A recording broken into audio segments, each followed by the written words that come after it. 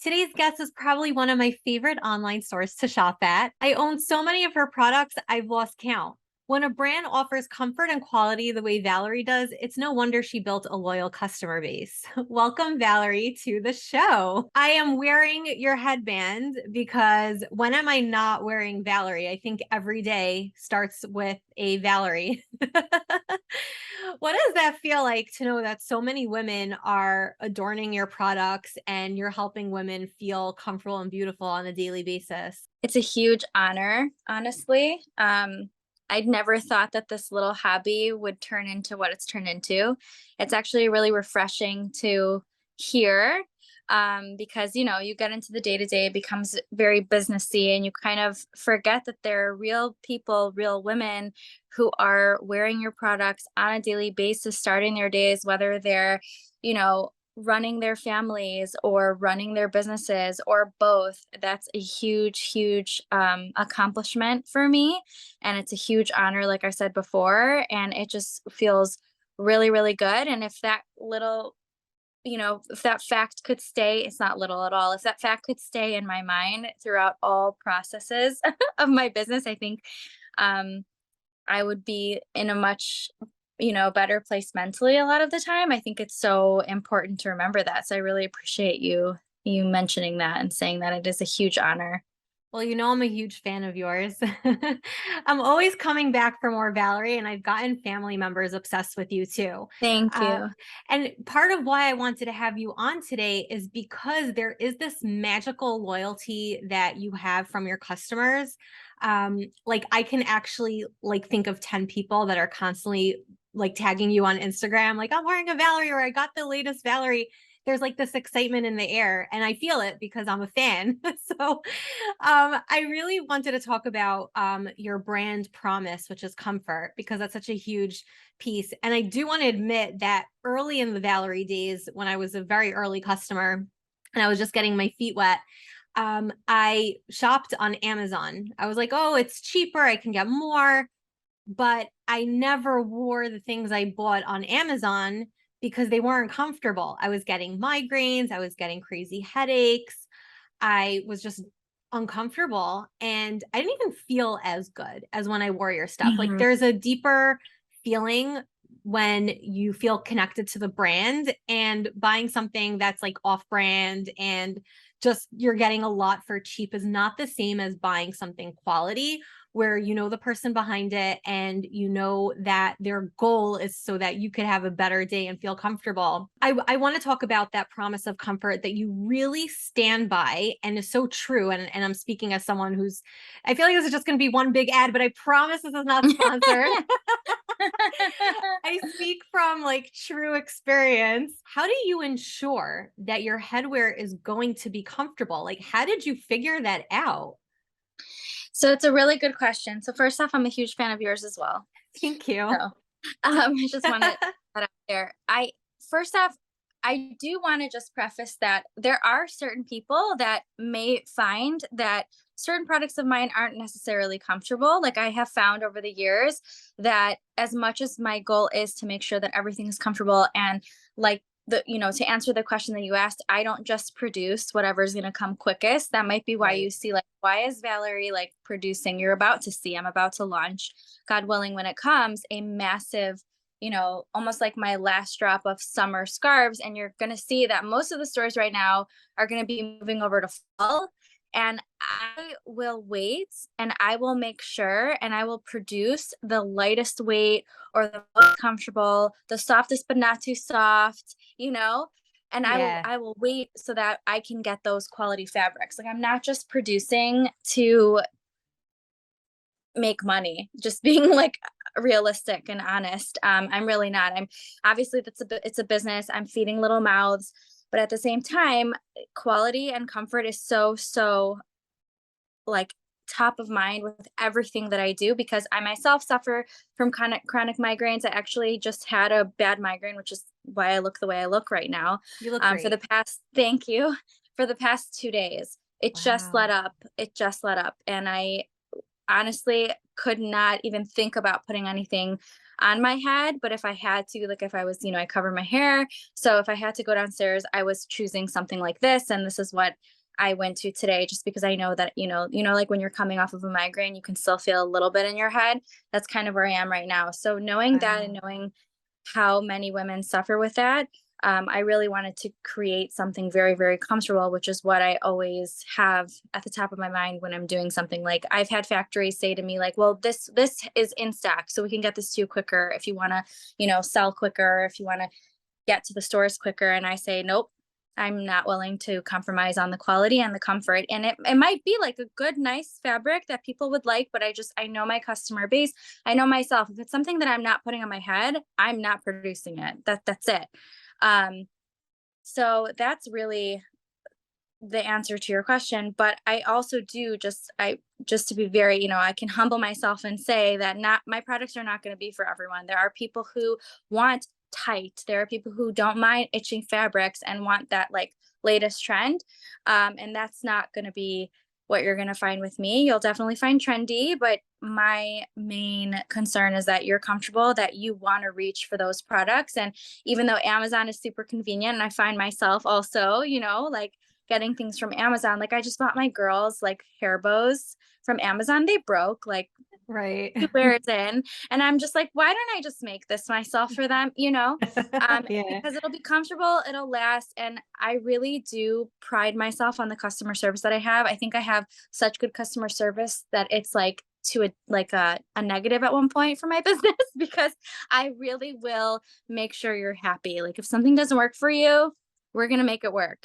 You really put your customers first. And I think we feel that, like we really feel like you care about the way we feel. I hope so. So, yeah, for sure. It definitely comes across. I could tell you as a buyer of your stuff, like as your Thank you. customer. um, and I also want to point out that I have things from you that go back like 4 or 5 years that I still Yeah, wear. So I yeah. like that your styles are very timeless also. Thank you. So, like you're saying, like you produce your summer stuff late in the season, but I'm already buying for next year. Like Right. I'll get my few weeks out of it, but I'm already thinking of next summer when it's suddenly like, or we have like that surprising hot day in January or May where it's unseasonably warm. And I'm like, oh, I got a scarf and it's cute and it'll match my outfit. So Right. I I love do that. really try to produce products, even though it's, the summer collection or the fall collection. I always try to produce certain pieces that you could really wear all season. I'm wearing my pre-tied scarves, for example, all year long because that's what I can handle on my head. That's what is the most comfortable for me. I have women who, I think I'm on year like 8 or 9 of doing pom-pom berets, and I have women wearing them in the summer, in the winter Yeah. and summer. But I see women in the summer and I'm like, maybe it's hot. Aren't you hot? Like, no, this is the most comfortable for me. So, it's so interesting. I've definitely found in this whole, head covering hair accessories journey that it's so personal. Everyone's so Yeah. different. Even people's migraines are different. Even what they can handle is different. I want to talk about the story behind your brand. Why did you choose headwear? What motivated you to start this? So it wasn't really a choice. I really feel like God and Hashem put it into my lap a little bit. I was not planning to create a business at all. I was actually going to be starting my master's program for psychology. I was going to specialize in trauma or addictions. I wasn't really sure yet. Wow. And that time was when I decided like, okay, I'm going to continue doing this. And I really have something here. I was pregnant with Mayor when I decided, who's my second. I have a mayor too. Oh, you do? I didn't Yeah. know that. Oh, that's so Yeah. cute. It's also Yeah, funny because I wanted to get my master's in social work. So I also wanted to go down that path. So so interesting. we just like to help people, right? Yeah, I started this hobby when my first, who's now, I'm sorry, not almost, she just turned 11, Happy and I had birthday. postpartum depression. I did not grow up religious. I chose to cover my hair. Tznius, modesty in general was extremely difficult for me. It still is very, very hard for me. I never really had this crazy connection with my hair. I always did like hair extensions and dyed my hair different colors. Like I didn't define myself by my hair. So for me, covering my hair was always something that was easy. Like, yeah, I get to wear a wig. Like I can change up my hairstyles. Like I'm so excited. I can change the color if I want. I can change the length. And then I had my baby, and I love her, and it was a really transformative and beautiful experience. But with that came postpartum depression, and I was just feeling really, really down. I was feeling really, really yucky. I was getting migraines, which I never really had before. I had headaches, but I didn't have Wow. migraines, and it was so debilitating. I didn't know what I was doing with as a mom. So many things on top of postpartum depression was CPTSD, which I didn't know until later in life that that's what I was experiencing and experience to this day. It's Wow. so interesting to be talking about this now because I have a 4-month-old Yeah. going through postpartum depression now. So it's interesting to kind of be talking about all of this right now. I'm in a very, different place because I'm aware of it much more now. But back then I really wasn't. And I just was like searching for something to put on my head that wasn't a wig and that didn't make me look like a million times older or not put together. And to me, like when I think of putting myself together, I think of hair. That's like the finishing touch to an outfit. For sure. And I just could not put on my wig. It was so uncomfortable. And even like the wigs now, even though they're like a million times better and updated, I still, when I have that migraine or even a couple days later, like right now, for example, it's so interesting that this is all happening now.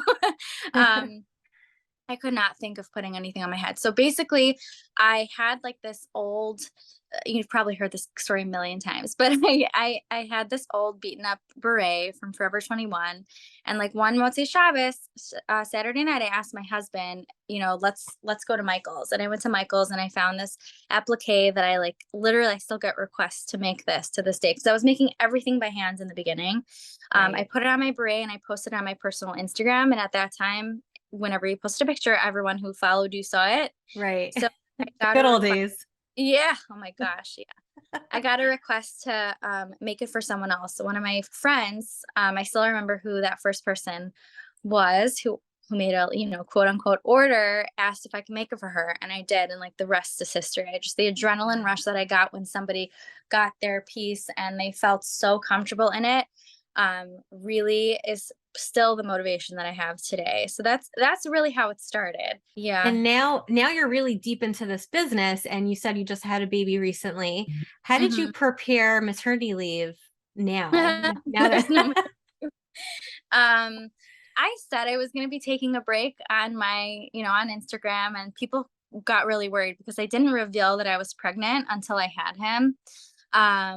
So people were concerned that I was closing. And for a second there, I was like, maybe I should close for just a little bit. But it's when you run your own business, it's almost impossible to close. And I really love what I do. It's almost like, on the good days, because we all have those bad days, on the good days, like my business is really like my escape a little bit from this reality, which I'm very grateful for, but can be very challenging at times. I'm sure you can relate to. oh And yeah. a lot of other women, a lot of other mothers can relate to. It can be really challenging. And then when you have those, intrusive thoughts from postpartum depression, to have something that you can just really zone into that's outside of all of this is so helpful. Yeah. Um, so there really is there's no maternity leave. It's funny because you had the baby, you announced it, and then I noticed you were just like on to the next round of selling new styles, and I was like, wait, when did she have time to do this? Right. So do you ever feel like you're getting into a groove and you're finding some sort of balance? You're getting into like a routine, or is it always just like figuring? I feel like for me, it's always figuring it out, especially when I was having kids and, in that, and I have HG when I'm pregnant. So it's 9 months of feeling Yeah. sick. And so I can Yeah. kind of relate to you, like Yeah. not the same, but I did go through depression during HG, and it was very hard to show up motivated and excited and be there for my clients when I was so sick, mentally and physically. Like, to be totally honest, I'm definitely working at like a much lower percentage than I'm used to and that I'm happy with. I have really high expectations for myself, especially when it comes to business, like Yeah. professionalism. that right now I am not working as fast as I can. Thank God I have an assistant who's filling orders right now. Great. But I'm not, I do everything on my own except for, filling orders that and she's actually going away for a week. So we'll see how that goes. Wow, good Um, luck. yeah, I know, but I really do every single thing. So designing, shipping, marketing. Marketing is huge. When I'm not feeling good, I'm not marketing. And I Yeah. don't know if you are, for the listeners, if you're a follower of mine already on Instagram, I know Michelle, you are. I don't show my face as much anymore. I really just don't feel good. I don't really want to be on there. So that definitely is, I can see the huge hit. Obviously, everything comes from God. I definitely believe that. But I do see like a direct cause, and it's like cause and effect. When if I show my face, if I'm really on Instagram showing us filling orders, things like that, I see more people going to the site, and I do see more sales. So it's very, very difficult, but sanity is super important as well. So 100%. It's great that you have that level of awareness and that you know, like, at what point you're extending yourself too much and at what point you're really showing up because you're serving your customers. So that is, to an extent, finding balance. As much as it might not feel like it, that's pretty yeah. impressive. Oh, oh no. I I think almost it feel is. like it's to a fault, because it's almost like you allow those intrusive thoughts and those depressive episodes to kind of like take over and tell you, you're not at a place where you can do this right now, which, could be a positive. It could also be a negative. I'm not really quite sure, but I do want to give validation to that. It's not easy. It might look like I'm balancing, but it's not. It's It's hard. not how I I feel. know. Yeah. I get it. I really do. I feel like it could be really challenging. I actually want to talk about your recent launch. You've been doing collaborations. I'm curious how that process works, like why you decide to do that from a business perspective. Hmm. And like, just if you could just walk me through that process, like who do you decide to work with and who's creating the design? Is the influencer inspiring the design when you do these collab products? I'm not talking Hmm. about like hiring an influencer. For Yeah. anyone No, listening, no. I just want to clarify that Valeri has products that are done in collaboration with influencers. So you have like the Toby dry fit cap or something like that, right? With the bandana. The Yeah, the bandana tied cap.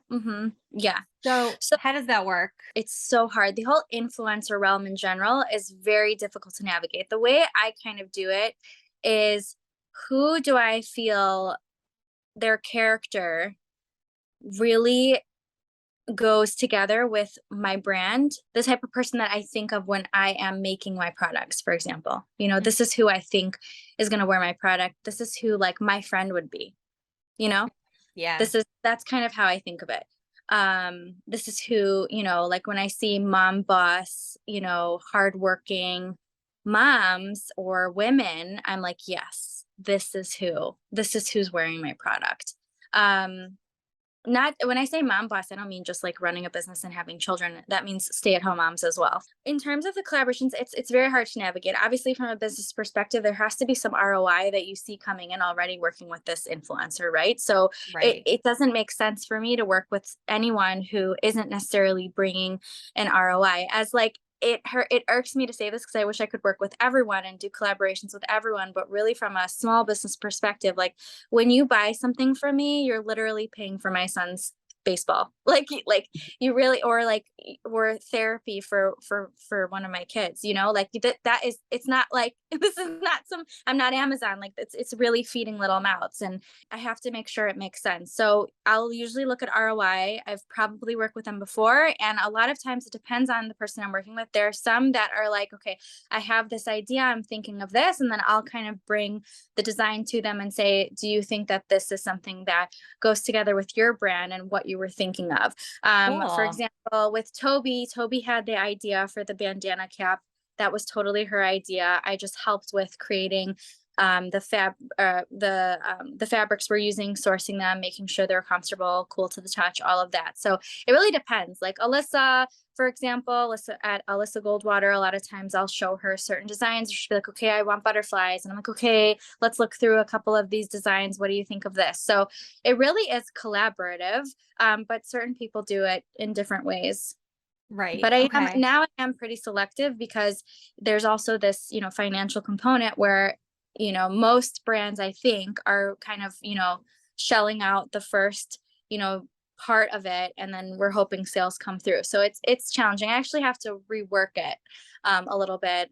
I think that if any businesses are listening here, you should definitely have contracts involved and things like that. That's something that, God willing, for the next year I'll be working on, because I do get requests a lot, like, oh, I want to collaborate with you, I want to collaborate with you. And it's really not as easy as just like, okay, I have this idea. It's like which factory and which fabrics, and it's really complicated. Yeah, it's definitely a process. I was just curious how that works on the back end. Yeah. Yeah, it's a lot of work. I'm in a service-based industry, so it's very different for me. Like I just provide things and there's no Hmm. overhead, there's no inventory. Do you Right. ever have a sense of doubt if something's going to sell? Like how do you Um, know you're going to have a successful product? I never know. That's like the number one cause of anxiety for me always. And my husband. Um, I don't know. I daven, I pray that it does. I don't have an answer for you. I mean, I try to see, I do look at the back end of my the data that I have from previous years, and I kind of will use that as a guide in what I'm creating. But at the same time, I really never know, especially when things come like out of season, or what I don't even know who decides what's in season, what's not in season, and when we're changing seasons. I don't know who decides that. Like, The it's culture, still I summer, guess. wedding. Like, I want more scarves. Like, I'm not buying beanies right now. Like, No, same. I don't understand. I really like and then it's like there's this anxiety because, like, okay, but when it's actually cold, is there going to be like spring clothes in the stores? Like, do I really have to buy this for my kids right now? Like, I don't understand why people are buying boots right now. But Right. that's how it works. But at the same time, like, it is really stressful because I almost feel like people have become a little bit no, no, no. Even though it's July or almost August, I'm buying for fall. Like, Yeah. I think they realize that it's still going to be warm. So it's very honestly, I don't know. Like the bandana cap that we released, that Toby and I released, I had no idea. I sold out that, like, I sold out. I had to. Oh, I'm like anxiously waiting for more because I keep getting notifications that people are signing up for restocks. Like, I don't know Yeah. what. I really That don't know. sold out so fast, Valerie. I was gonna buy it and it was sold out already. And I was like, wait, I I need really that for did. I swimming. ordered a nice amount, like, I didn't have just like 5 or 10 here. I had more, and it really did sell out. Thank God. And I never know. And then, like, that's just the first part. That's like, Right. okay, sold out, but what are people going to think when they get it? Like, that's Right. really like, I'm like davening from the time that I create the product to the time that you receive it. I'm like davening.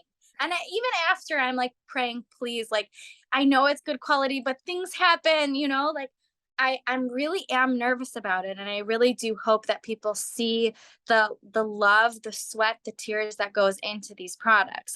It's not just like, I really could go the easy route. I really could. I could just say, okay, whatever fabrics you have, and I just need it as quickly as possible. Like, I don't care. And I really don't. And it is a challenge. I never know. Like, I never know how it's gonna do. Yeah. Well, that's why I asked because I'm like, if I were in your shoes, I'd be sweating too. It's so nerve-wracking. It Anyone is. with a product business, but you do, but you're doing so great. Like, I don't think I've ever seen anything from you, or like, if I could, I would own everything. But that's like the ultimate success is when people are talking about your things and sharing it with other people. Like, look what I just got and look how beautiful it is. And you can get it too. Here's a link. Like, there's that excitement in the air. So you're doing a great job. You Thank don't need me to you. tell you, but Thank you. I'm Thank you. really excited about what you have in store. I really wish we could talk all day. I know you've got a napping baby right now, so I don't want to keep you any longer. It's just one last question. What kind of advice would you give someone who is not just starting a business right now in the product-based industry, but like specifically in the fashion realm? What kind of 2 cents would you give someone who wants to break into that right now? I would say that if you have a passion for what you're doing, and if you have a genuine love for what you're doing, don't let the noise deter you. Just keep going. That doesn't mean, you know, obviously you have to take a lot of things into account, like financials and things like that. But there's a way to be creative and there's a way to do things that is genuine. And don't lose sight of that, regardless of, you know, whatever else you're seeing or the noise you're hearing. Just, when you hear these beautiful testimonials like what you've just given me, like that should be your fuel, and that should be the only thing that is fueling you to continue and motivating you. Nothing else. That's like my big 100%. piece of advice. I think that's great advice. And I really, really appreciate you coming out today to have this conversation with me, and just keep doing what you're doing. I can't wait for Thank the next you. drop. Thank you. Thank you for having me. I'm honored to be here.